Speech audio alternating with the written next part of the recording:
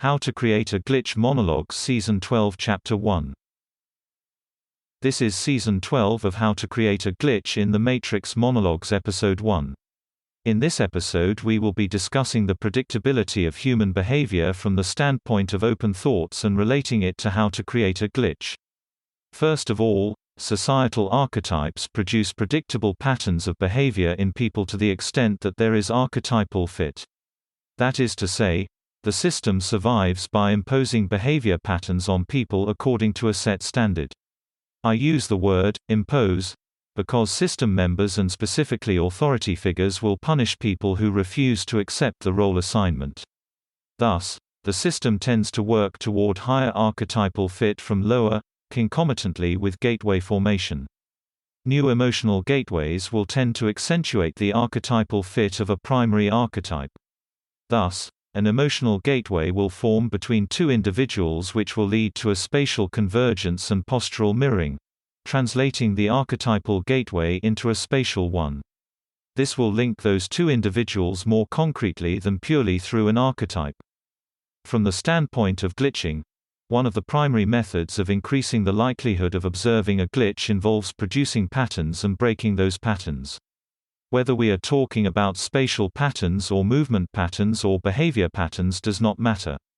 In another episode, we discussed creating continuity and breaking continuity.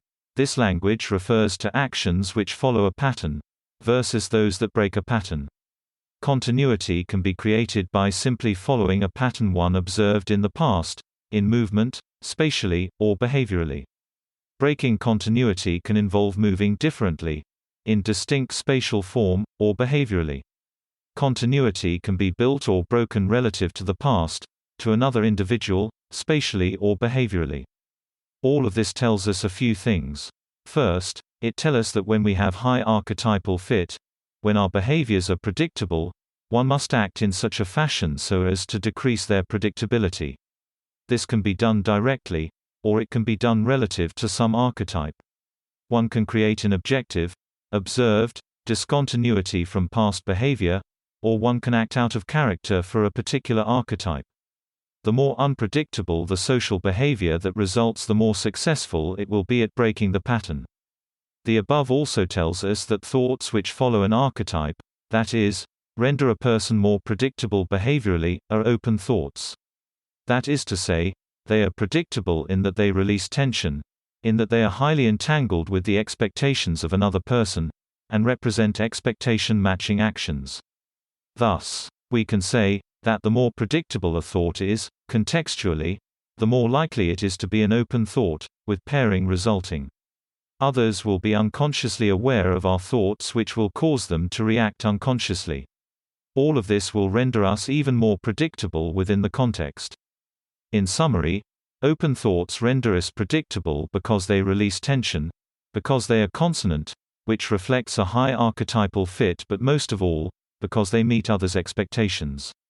Actions which undermine the predictability of our thoughts reduce the extent to which others will react to them contextually. In other words, suppositional, closed, negating thoughts are negating because they fail to meet the expectations of others or they undermine them. Sometimes, glitching is about managing others' expectations, as much as it is about micromanaging the minute execution of a goal-directed action. Sometimes the best way to break a pattern is to break an archetype.